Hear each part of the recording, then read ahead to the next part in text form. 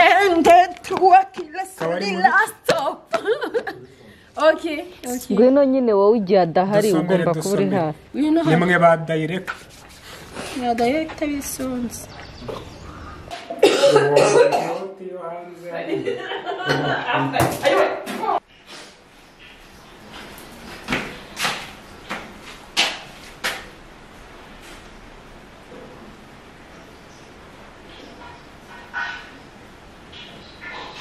Ariko se Divine ubu ngubu urahanga umariki ntabwo rero ubwiye gusigara ku byo hariya ako se Jori urambwira nabi ahubwo ko mbona ibintu byafashe indi ntera sinazita nizo ziri gukurukisha intera byafashe intera byafashe intera sinazita zanjye zituma nduka rero mva imbere mva mu maso uziko nta n'umuntu ugira uri kubona ndi kuruka ntushobora kuza ngo namfate umbwire ngo Paul uraho urantumbiriye mva mu maso nabazaga ariko nabazaga basi sore Episode 20 na kangahe kuko baracyanga agira gukora siporo biri action action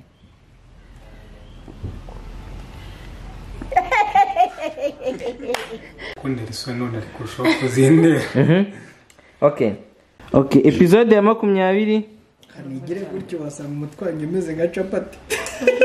Episode ya 20.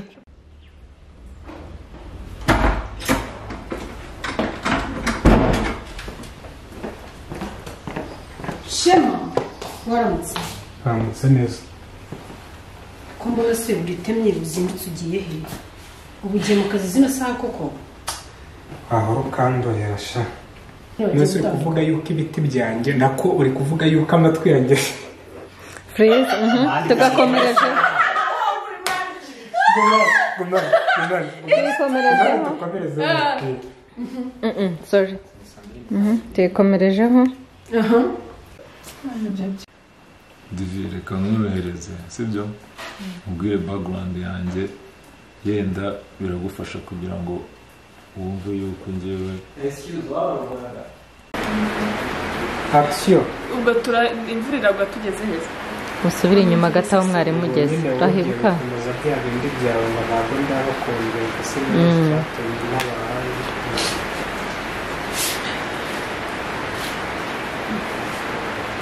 nazaga kugeza n'ubu ntabwo ndabakumbuye ngo nibyo kintu uri kumbwira nyine binyuze sinibaza n'impamvu yatuma untabara nk'uko nabikubwiye kandi wari uri mu bagizi ba nabi bafasha Jari gukora ariya manyanga yose akora cyangwa hari iyindi nyungu bifitemo nyuma cyangwa hari ikindi ugamije nyuma sinibaza ahubwo ngiye ntekereza ko hari ikintu kibugambiriye wenda ushaka no kuzashimuta umuntu urenze umwe cyangwa babiri wansobanurira neza nanjye nkabasha kukumva ni ukuri Divire sorry gatoya reka ninjiza akantu gatoya ndabona imvura iguye ndaje ukomeze ubuzima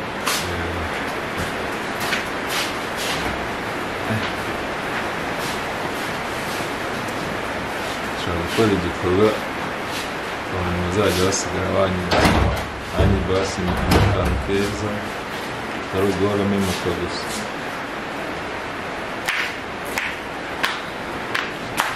ndatinze nta kibazo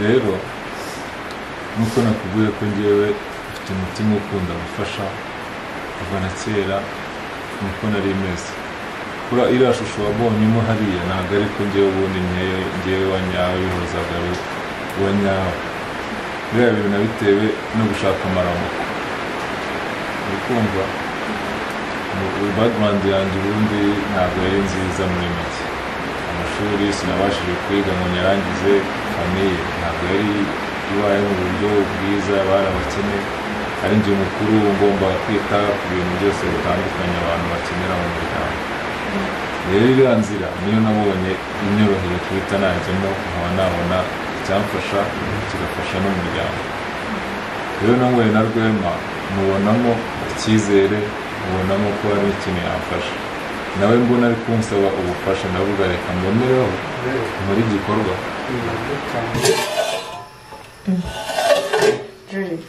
aya mazi utetse n'ay'iki ko ntaherutse nijoro twararanye gahunda ko turi bubyuke tunywa amata mbona ugiye guteka icyayi birasukwiririza ubusa Berize bisi umva Beri aya mazi nyashyushye ngomba gusa cyangwa ujya mu mashini wowe usubize nyine negame cyangwa oya ungumuko typing oya reka kuyegeza cyane oya yigaruye aho episode sene ya gatandatu episode ya 22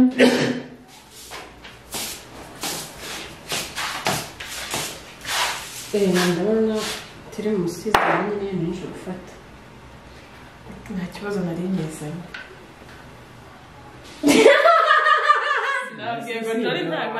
ariko umuntu ajya kumubwira akarwana nta kibazo ngaho dusubire humura gufata iyo kuri stage akuye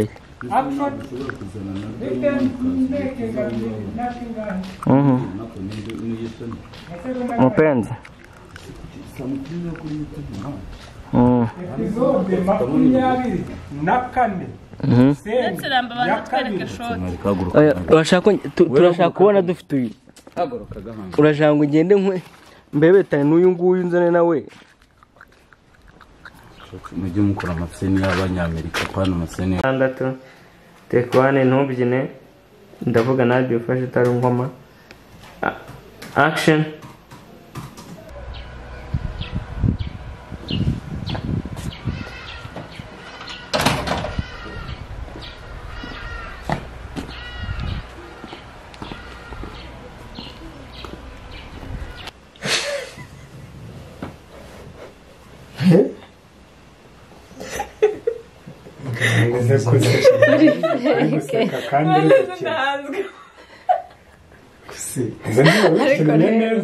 ndetse guhangwaho ntegereza no kurundi ndi gufuma burya noneho utabasha musigaye munyinisha ibintu ariko ntacyo twarazi ibyo bintu birumvikana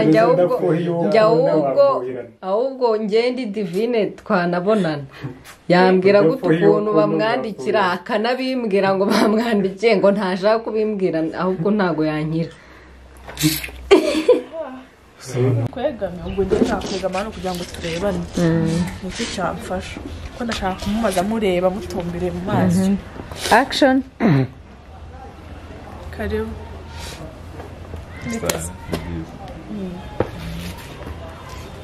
utinzemo gakeya natinze nafite gahunda nyinshi ariko nabonye umpamagaye nubwo reka nze kukureba yaje ko urasohoka turi gukina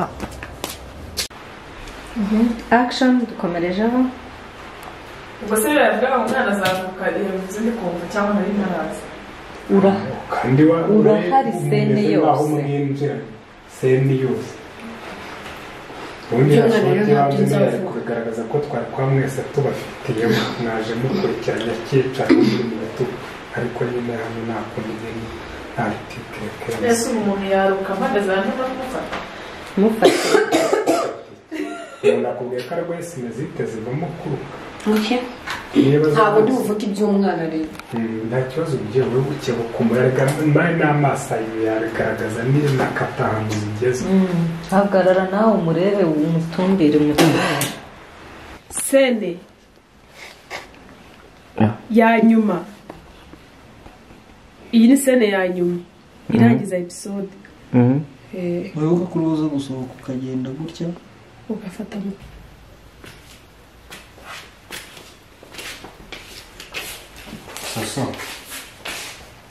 so narinje kukureba nyine ngo tuvugane nsanga uri kumwe n'umushyitsi narindi kwibaza utuntu cyangwa se narindi kwibaza ikintu cyatumye mbona wari kuzinga udukoresho hari wagira ngo hari gahunda ufite cyangwa urugendo ugiye kujyamo cyakugendekeye bite nyine rwema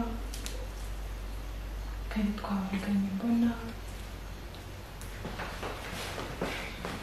sinzi sitirasiyo ukuntu nayivuga gusa yampaye itike kumbwira ngo mbasuhuze ibintu mbona nyine hari bitamushimishije ko ndi hano nisubiramo bakasaba bakamvuga ibindi ababariye ko byarisize cyangwa hanzweho ariko si ibyo uvuga ni ibiki noneho cyangwa hanzwe urumanye urafuha n'izina ry'Imana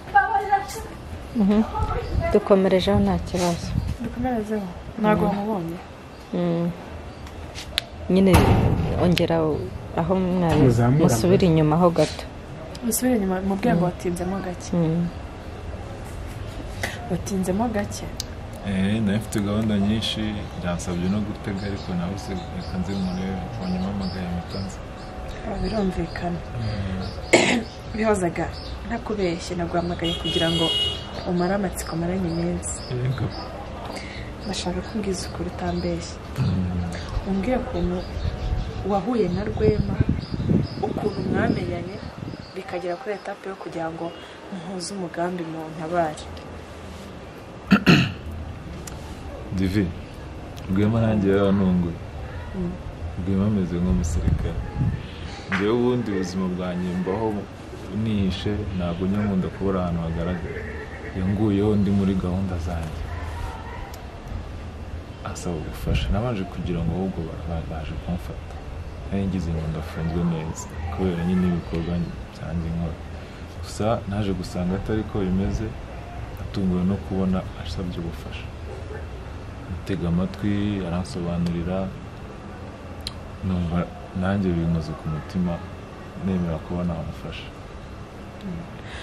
ariko njyewe ntabwo n'ubu ngubu urambwira ikintu cyanyemeza ngo nemere neza ko ibintu uri kumbwira ari byo ntacyo rwose shaka ikindi kintu umbwira kuko ibyo ntabwo uvugishije ukuri wemeye kumuha ubufasha kugira ngo umuntu abaye cyangwa hari ikindi kintu kibyihishe inyuma cyangwa njyewe ntazi cyari gihari cyabiteye njyewe ubundi busanzwe ngira umutima ufasha kari akazi wabonye ntabwo ari bwa mbere nakoze nawe wenyine nari nkakoreyeho cyangwa uriya mu bosi nawe nsanzwe nkakora ariko nkakora kubera amaramu ubundi ngewe mfite umutima ufasha kuva na kera nahoraga nshaka kugira ngo nzabe umuntu ugaragara neza mu bandi ariko kubera ubuzima background yanjye famiye ikennye kutangiza amashuri nyine bya bibazo by'ubuzima nawe uzi mpura n'abakire bakora ibikorwa bitari byiza ese ubwe yaba yarayisabye bakayimwima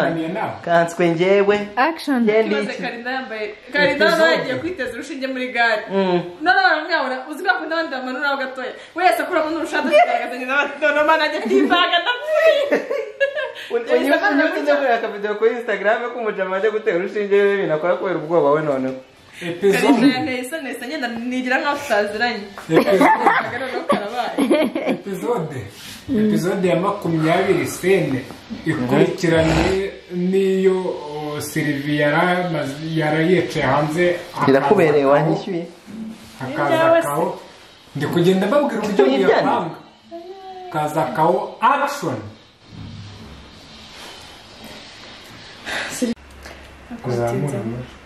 turi kuvuga gahoro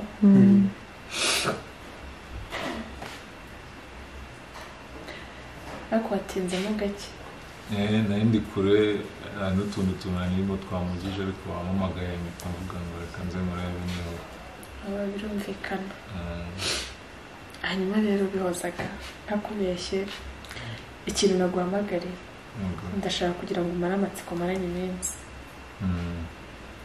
utuntu maze iminsi nibaza ushaka kunsobanuriraho ndashaka umbwize ukuri utambeshye udaciye ku ruhande umbwira ukuntu wahuye na Rwema ukuntu mwamenyanye kugeza ubwo yakubonye mukuzuza umugambi wo kugira ngo muze mu muri hari ahantu narindi kandi nzi neza ko wari umwe mu bagizi ba nabi reka ariko mbyita bari bafatanyije na Jane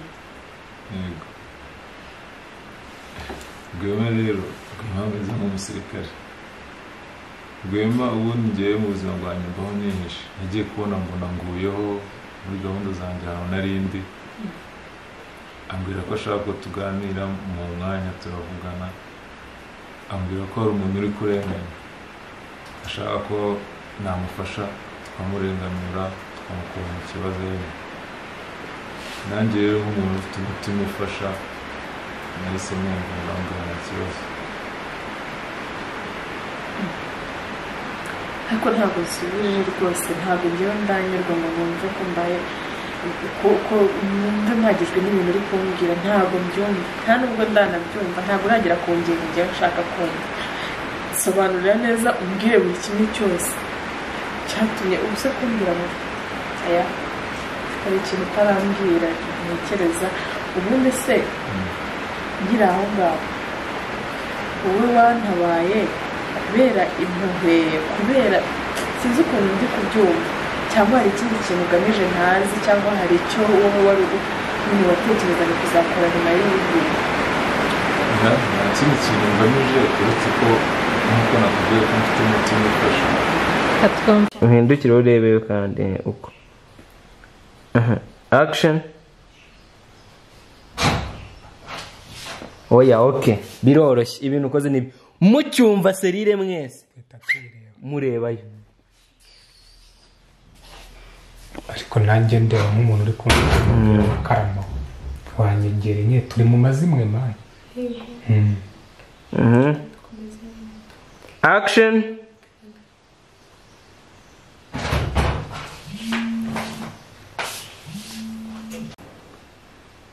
harya yitwa nde? Sirivi. yitwa Soso Solange diregite uva aho ngaho.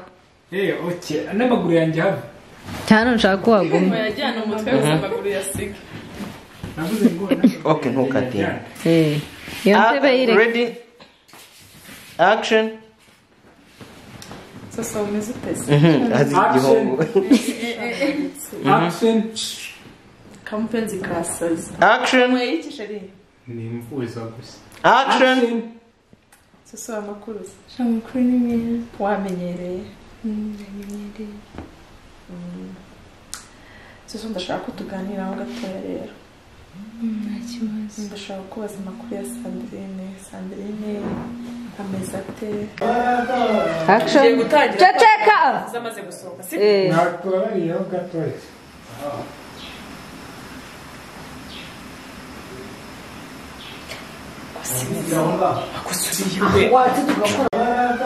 Action. Ceceka. Zamaze gusohoka si? Natubariyeho gatoya.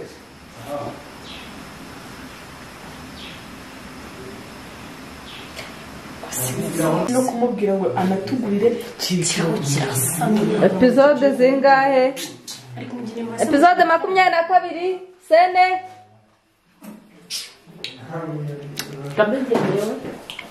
Action. Ubwo nyine uhapfuke cyane ku buryo bigaragara ko nyine wipfutse. Byararinje ba Deve narinje umaze no gukora amavoma. ndaza ryari no muvoma nuko nguko. Nizo ndi kubara izi action ku buryo umuntu abona ko basaba. Reka njyane ibintu mu cyumba rero ubundi mutenza gutanga umugambi.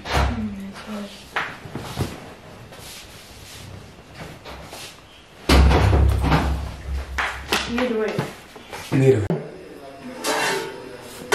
Bretse. Mwatubariya. aje tugakina we umukanya urabe urimo kuvuga ngo tugende.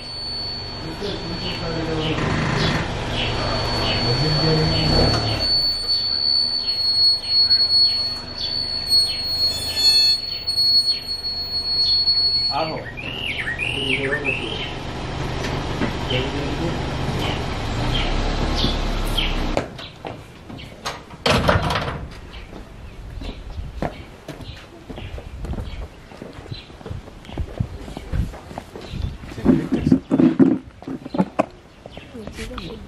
uvugira ari ngwino